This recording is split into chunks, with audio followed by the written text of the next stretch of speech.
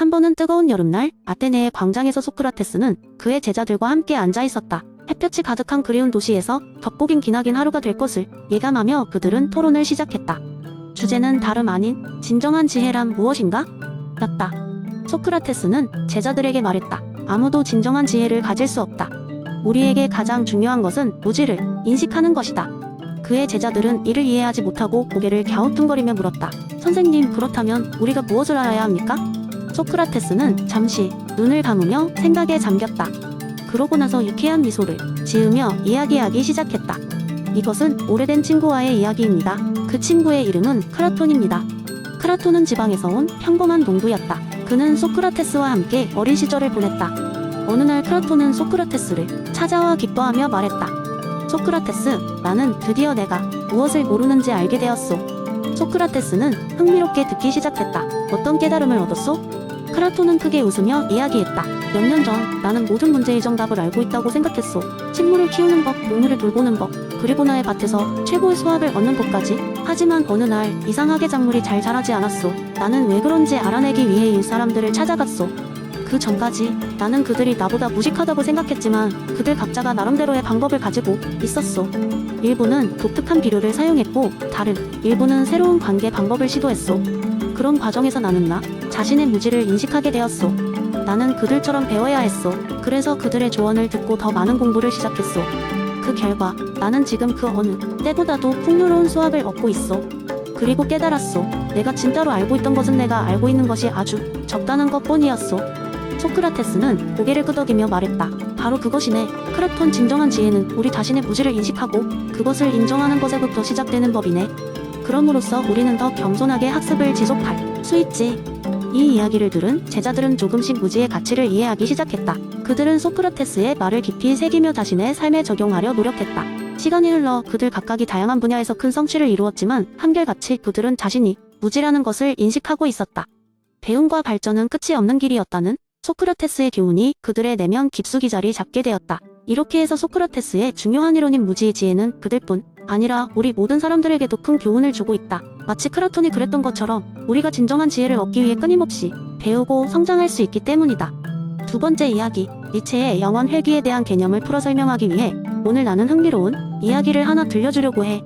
이 이야기는 대부분 허구이지만 진리와 삶이 교훈을 담고 있어 우리가 생각해볼 만한 가치가 크므로 잘 들어봐. 한 번은 한 사람이 있었다. 그의 이름은 마음산이고 산골 마을에서 태어났다. 마음산은 평범한 사람이었지만 그만이 독특한 고민들이 있었다. 그는 항상 자신의 삶이 과연 의미 있는 것인지에 대해 깊이 생각했다. 일상적인 반복 속에 매일 똑같은 일을 하는 것이 그에게는 매우 지루하고 불만족스러웠다. 그러던 어느 날 마음산은 이상한 꿈을 꾸게 되었다. 꿈속에서 그는 한 눈부신 빛을 보았고 빛 가운데서 신비스러운 인물이 나타나 그에게 다가왔다. 신비스러운 인물은 아무 말 없이 작은 회전하는 구슬을 마음산에게 건네주었다. 마음산이 구슬을 받자 인물은 잠시 멈추고 동일한 메시지를 반복했다. 이 구슬은 너의 삶이 무한히 반복되는 것을 상징한다. 너는 이 구슬을 통해 영원히 반복되는 삶을 경험하게 될 것이라는 의미다. 내가 현재의 삶을 어떻게 살아야 하겠느냐? 마음산은 처음에는 그 말을 신경 쓰지 않았다. 그냥 단순한 꿈이라고 생각하면서 일어나 일상으로 돌아갔다. 그러나 그날 이후로 이상하게도 그는 DJ 뷰 같은 경험을 자주 하게 되었다. 분명 이 장면을 이전에도 본 적이 있다는 느낌이 끊임없이 들기 시작했다. 그 느낌은 너무나 생생해서 그는 결국 자신의 삶이 진짜로 반복되고 있다는 생각을 하게 되었다. 이제 마음산은 이전과는 다르게 생각하기 시작했다. 정말 내 삶이 영원히 반복된다면 나는 내가 하는 모든 선택에 더 신중하고 더 의미 있게 여길 필요가 있다. 완전히 새로운 시각으로 내 삶을 바라볼 수 있게 된 거야.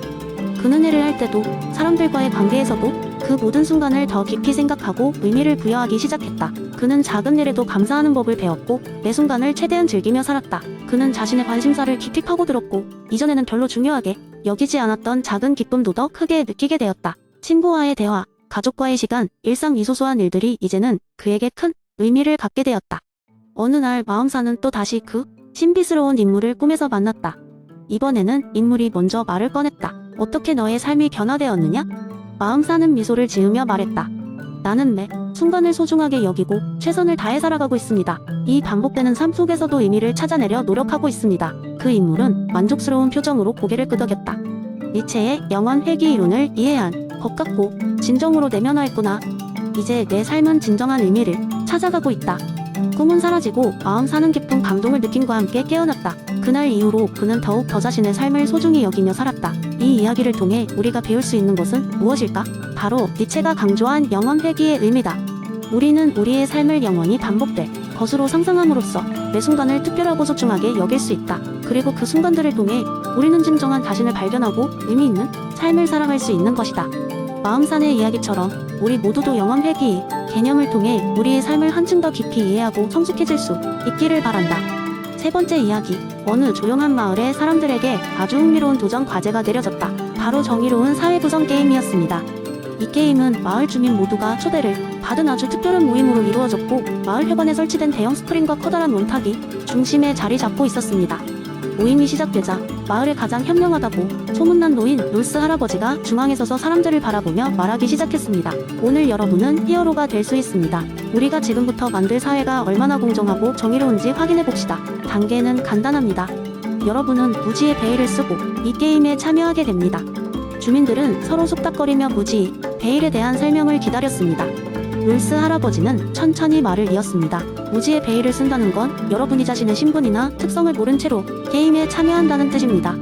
다시 말해, 여러분은 자신이 부자인지, 가난한지, 남자인지, 여자인지, 혹은 어떤 능력이 있는지 없는지 전혀 알 수 없습니다. 호기심이 가득한 주민들은 배부된 무지의 베일을 하나씩 쓰고 준비가 되었습니다. 롤스 할아버지는 다시 말을 이었습니다. 좋아요. 여러분은 이제 한 가지 조건을 충족시키기 위해 사회의 중요한 법과 제도를 결정해야 합니다. 목표는 오직 하나입니다. 누가 어느 위치에 있든 항상 가장 공정하고 평등한 상황을 만드는 것이죠. 사람들은 각자 원탁에 모여 다양한 새 법안을 고민하기 시작했습니다. 놀랍게도 평소에는 시시했던 농부 아저씨 윌리엄이 입을 열었습니다. 만약 내가 다음 세대의 아이라면 평등한 교육 기회를 원할 거야. 인생 초반에 누구도 뒤처지지 않게 해야지. 이 말은 많은 사람이 고개를 끄덕이게 했습니다. 이어서 복권에 당첨된 적 있는 행운의 여왕 루시는 이렇게 덧붙였습니다. 그렇다면 의료 서비스도 모두에게 공평하게 제공해야 해요. 누구나 아플 수 있지만 치료 받을 권리는 평등해야 하죠.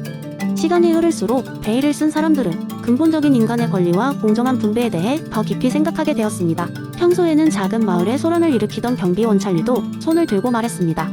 우리 모두가 법 앞에서 평등해야 합니다. 누구도 특권을 가져서는 안 되고 모두가 똑같이 처벌받고 보호받아야 합니다. 이제 모든 것이 거의 결정된 상황에서 무지의 베일 아래서 그 누구도 각자의 이익을 추구하려 하지 않았고, 대신 서로가 동등하고 평등한 삶을 살 수 있는 원칙들을 마련하는 데 몰두했습니다. 이렇게 주민들이 선택한 각종 법과 제도는 모두가 베일을 벗고 나서도 그들이 처음 논의했던 정의로운 사회를 만들 수 있게 하는 기틀이 되었습니다. 롤스 할아버지는 미소를 지으며 마무리했습니다. 무지의 베일 아래서 우리가 만든 이 법칙들은 이제 현실에서도 우리가 추구해야 할 목표입니다. 여러분도 아시겠지만 공정함은 모든 사람에게 행복을 주는 비결이죠. 사람들은 서로 박수를 치며 감탄했습니다. 무지의 베일을 통해 정의와 공평, 합리 중요성을 깨닫게 된 그날, 그 마을은 진정한 변화의 시작을 알렸습니다. 이제 그들의 목표는 정의로운 사회를 현실로 만드는 것이었습니다. 무지의 베일은 마을 사람들의 삶을 뒤바꾼 철학적 도구로 그날 이후로도 마을의 상징이 되었습니다. 그렇게 재미있고 의미있는 게임은 끝났지만 그 베일 속에서 배운 것들은 모두의 마음속에 오랫동안 남아있게 되었습니다. 네 번째 이야기. 어느 날 작은 동네에 살고 있던 나한테 아주 재미있는 일이 일어났어. 나의 친구 영희가 다급하게 나를 찾아왔거든. 그녀는 눈물이 그렁그렁한 얼굴로 말했지. 내 고양이 미미가 없어졌어. 영희는 정말로 미미를 사랑했어. 그리고 미미도 그녀에게 매우 특별한 존재였지. 하지만 이 고양이는 항상 모험을 즐기는 타입이라 종종 사라지는 일이 있었어.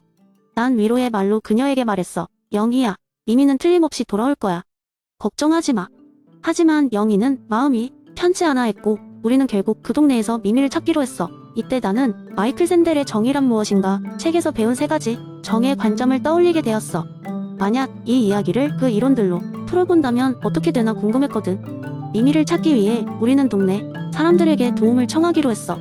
먼저 우리는 공리주의 관점에서 사람들을 설득해보기로 했지. 공리주의는 최대 다수의 최대 행복을 추구하는 것이잖아. 여러분, 우리의 친구 영희가 고양이 미미를 잃어버렸습니다. 만약 미미를 찾아준다면 영희는 너무 행복해할 거예요. 영희가 행복하면 우리 동네가 더 밝아지고 즐거워질 거예요. 그러니까 모두 함께 미미를 찾아보는 게 어떨까요? 이 말에 몇몇 이웃들은 고개를 끄덕이며 동의했어. 그들이 생각하기에 영희의 행복이 동네 전체의 분위기를 좋게 만들겠다는 점에 동의했으니까.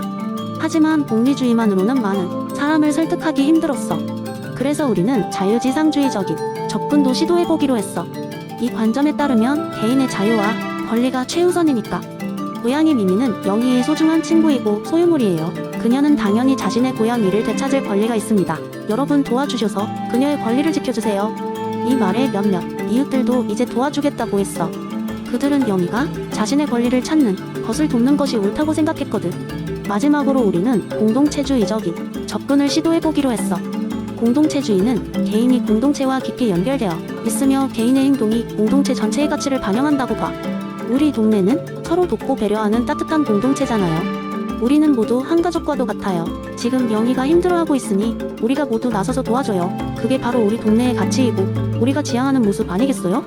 이 말에 대부분의 이웃들이 마음을 열고 함께 미미를 찾기 시작했어. 동네 사람들은 모두 동네의 일원이자 가족 같은 존재로서 영희와 미미의 고통을 함께 나누기로 마음먹은 거였지. 결국 우리는 협력해서 미미를 찾았어. 이웃집 뒷마당에서 누워있는 미미를 발견했고 영희는 눈물 머금은 행복한 얼굴로 그녀를 안았어. 동네 사람들 모두가 그 순간을 함께 축하해 주었고 우리는 잠시나마 정의가 무엇인지 그리고 공동체의 힘이 얼마나 중요한지 다시 한번 느낄 수 있었어. 이렇게 우리는 마이클 샌델의 정의이론을 바탕으로 서로 다른 접근법으로 사람들을 설득해보았고 그 결과 우리의 작은 공동체가 한층 더 끈끈해졌지. 그 날의 기억은 내게 정의와 공동체에 대한 깊은 인상을 남겼어. 정말 잊을 수 없는 날이었어.